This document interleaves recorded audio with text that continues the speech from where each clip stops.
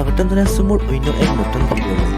আজি আমি এই ভিডিঅ'টিৰ জৰিয়তে কথা পাতিম অসমৰ জনপ্ৰিয় কণ্ঠশিল্পী নীল আকাশৰ বিষয়ে। যদি এই ভিডিঅ'টো চাই ভাল লাগে তেনেহ'লে লাইক, কমেণ্ট, শ্বেয়াৰ আৰু ছাবস্ক্ৰাইব কৰি দিব। বলক তেনেহ'লে আজিৰ ভিডিঅ'টো আৰম্ভ কৰোঁ। নীল আকাশৰ জন্ম হয় 1991 চনৰ 15 নৱেম্বৰত তিনিচুকীয়া জিলাৰ বৰডুবিত। তেওঁ সংগীতৰ প্ৰথম অনুপ্ৰেৰণা লাভ কৰে মাক দেউতাকৰ পৰা আৰু তেওঁৰ জ্যেষ্ঠ ভাতৃসকলৰ পৰা।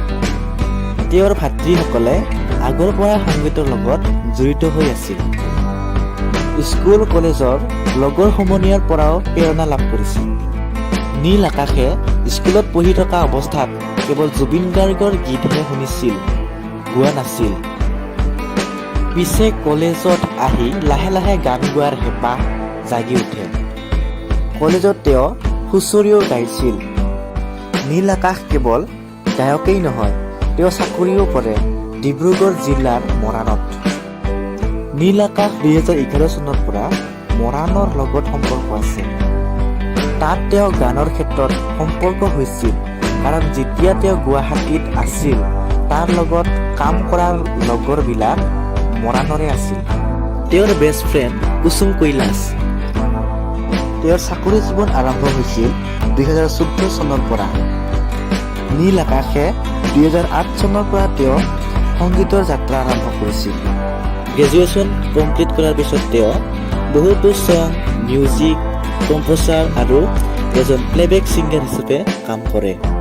2016 চনত তেওঁৰ প্ৰথম এলবাম বিহুৱান সংগীত শকুন্তলা বহুত পপুলাৰ হৈছিল। তেওঁ প্ৰত্যেক ষ্টেজত 2 পৰা 3 লাখ টকা চাৰ্জ লয়। তেওঁ গান গোৱাৰ উপৰিও এজন চাকৰিয়াল ব্যক্তি। তেওঁ বৰ্তমান ডিব্ৰুগড় জিলাৰ মৰাণত থাকে।